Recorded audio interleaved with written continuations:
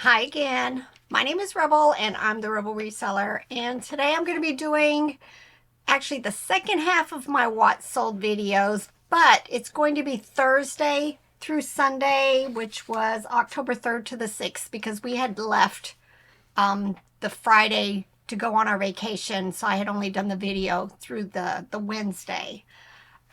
Vacation or stormcation? Yeah, stormcation, definitely. Yeah, you know, What was the plan? the plan was to go to Orlando area Friday. We got there Friday night. Oh, what a long trip. On the way through Jacksonville, I did get to stop and eat at L&L Restaurant, which is a Hawaiian restaurant. So that was the first good thing that happened. It reminded me of something like Panda Express. It's that kind of a restaurant. It's not. It's more of a fast food, quick Yes. food. Not exactly fast food, but it's not a sit down, full course kind of restaurant. But it was good. I enjoyed it. It was good. And then we made it to the Orlando area. Saturday we got up and went to the bins. What a disappointment. Went to yard sales. Went to some yard sales. Didn't find a whole lot there Mostly either. disappointments. Mostly disappointments. And then Sunday we planned on getting up, going and seeing some sightseeing. This was going to be just relaxing day. Relaxing day. And maybe a trip to the bins. Possibly meet up with Elizabeth for dinner.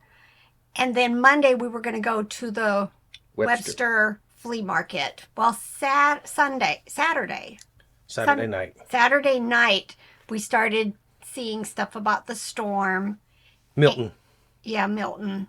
And just as Robert and I were starting to try to figure some stuff out. We're laying in bed, looking at the storm. Do we need to leave? Yeah, my friend Shannon sent me a message like, you probably need to get out of there. So, we went back and forth with her and decided that we'd go ahead down to Palm Beach because it's going to be out of the storm. So we left Sunday morning for there. We left Sunday morning, went down to Palm Beach, did some sourcing, had a really, really good time with Shannon and her family, and then the storm came. It went through Orlando. It's from the Tampa, Orlando area up that way, like it was supposed to. Yeah, and then we were actually just I was doing a little bit of work and Robert was on his phone, and all of a sudden our phones and watches and everything started saying tornado alerts. Tornado alerts. In my brain, I'm like, is this Greenville? Or is this, because, we've just finished with the hurricane in our area. And so I went hunting for Shannon and I'm like, did you get the same alert? And then we just Robert came downstairs and we all went outside, and Robert was like, none of us has ever heard a tornado, but we were pretty sure we were hearing it, and it ended up being about a mile from her house is where the tornado hit. So right where we were hearing what to our never heard a tornado before, but you always hear it sounds like a freight train. It sounded something like that off in that direction, and that's where it was. And that area was hit hard. Their daughter's friend, one of her really good friends from high school, their house was smashed by it and destroyed all their cars. And yeah, there was a brand new Publix, not even opened yet, just down the road from her house. And I took some pictures, but the roof was caved in. All of these huge palm trees were laying on their sides. And then after that, everything just kind of went back to normal. Warm and muggy, and we did a little bit more sourcing, and then we headed home Friday and drove up to Columbia, South Carolina, hit some yards, got up, because it was still going to be 6 more hours. Y'all, the highways in our area are still down, so we had to take alternate routes to get home, and so we didn't want to. It was going to be 20 hours or something to get home, it seemed like. Not quite. It seemed like it to her, sitting in the passenger seat relaxing. That it's going to take a while, but we ended up going through Columbia and then kind of a over the mountain kind of route through western North Carolina, where the roads were clear. The normal route we would have taken through Asheville and then Irwin. There you can't go through there, and we could take a different route which is fine, except that the part of that we would take, it sends you down another detour, which sends you over the mountain. When I say over the mountain, I mean it's Over part of the the road. mountain. A lot of the road is only wide enough for one vehicle on good days, and I don't know what kind of damage it would have sustained, but it was supposedly open, but I didn't trust driving through there. No. But we had some good luck at yard sales in Columbia. Columbia, and went to the bins Friday night, which was It was terrible because it was terrible. all picked over, and then we did okay Saturday morning there. Yep. Found a huge tote full of Fiesta dishware, so that was nice. 25 cents a pound. 25 cents a pound there for their breakables. So I paid $8 for a tote full of dishes. So that was a nice little find. But y'all, we came back. The truck is full, front to back of the bed of the truck. So yeah, got a lot of stuff to share with you guys. It was fun. I don't, you all, I say this all the time. I'm not very good with clothing items. We don't find a lot of high-end items here. I was seeing a lot of and learning a lot about high-end brands down in Palm Beach. And, hopefully when we go to Nashville and stuff now, I have a better idea of things to be looking for and styles. That was the big thing I was learning, is styles from my friend Shannon. She was a good teacher for you. Yes, it was very educational for me. And we still got to go to a red, white, and blue there. And I bought a lot of the little mystery bags, but not really mystery bags because they're so small that you could basically see most things in the bags. But got a lot of them to share with you guys again too. They're the size of the smaller bags from the one in Connecticut. They didn't have the really large bags like Connecticut does. But I found some nice treasures there. So still lots of things to share with you guys. But I'm going to try to force myself, sorry Shannon, to get through my St. Louis stuff, and then we'll get into the stuff that we picked up down in Florida. Because there's good stuff left from St. Louis out there in the shop. So I want to get a lot of the plush listed very quickly. All right, now let's get to this. Now let me tell you, my sales were terrible. Terrible for this 4-day period because we had left on vacation. I had extended handling, and just think sometimes my sales do okay. This time, nope. I think 3 of the days were really low. One day was like a third of what I normally try to at least shoot for, but bad sales. So this is going to be a really quick video other than the first part where we were talking about our trip. All right, so the first thing, I have 2 sales for Poshmark, and these 2 sales were actually before the change, and I've not had another sale at all on Poshmark. And then no sales on Mercari. I can't even tell you how long it's been on Mercari, but not sharing in this video, but I've actually made 4 Etsy sales while I was on vacation, which to me, that's just amazing. So, but first thing I sold on Poshmark was the Santa's Workbench duck playing cards. Y'all, they were listed forever. I got an $8 offer, so I just went ahead and accepted it. That means I'm going to make, what, $5.05? Yeah, I think so, like $5.05 or something. But they're gone. And then I sold this SOS puppy dog plush in the green overalls. I forget what that's called. I know it's a German term. But this sold for $17. And then eBay, that was it. If you're new to my channel, I don't do free shipping on any of my platforms. So when I say something sold for $9, the buyer also paid additional for shipping. Selling a lot of bread and butter right now, and a lot of clothes. And I'm also accepting a lot of lower offers on my really, really, really old stuff just to make them gone. I'm hoping by the time January gets here that I will have made a huge dent in the items that we listed before January of last year. We're keeping a tally on how much we have sold.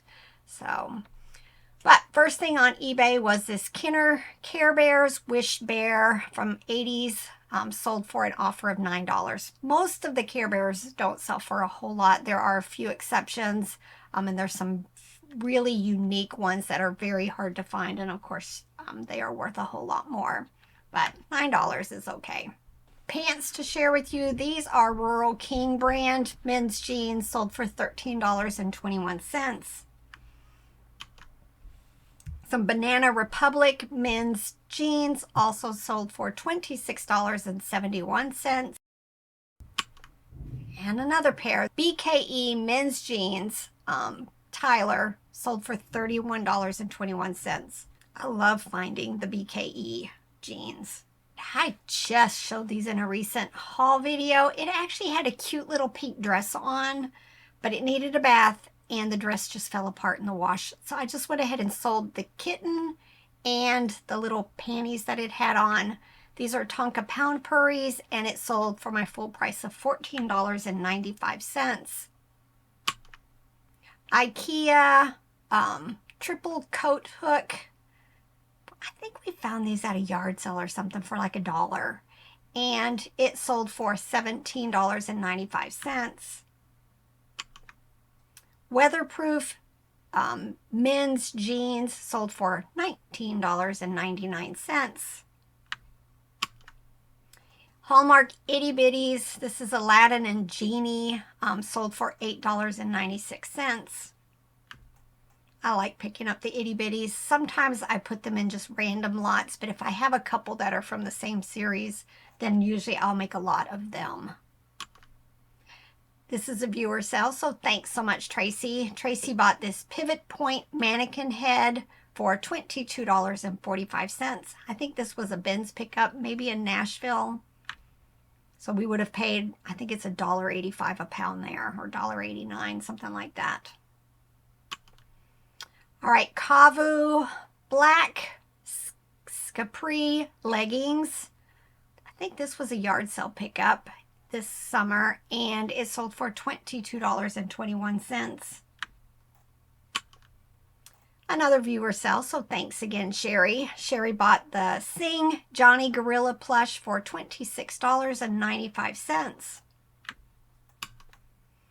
Cabela's women's jeans sold for $17.50. Y'all, my numbers would have been even worse if not for these just regular denim jean sales that we tend to find a lot of jeans in our area that are just normal brands, and we can sell them for, you know, $12, $15, $30. But if you think about all of these ones that I'm sharing with you, without the jeans, it would have really been pitiful. Mattel Monster Mutt Rottweiler vehicle. Anytime I find these monster looking vehicles, I tend to pick them up.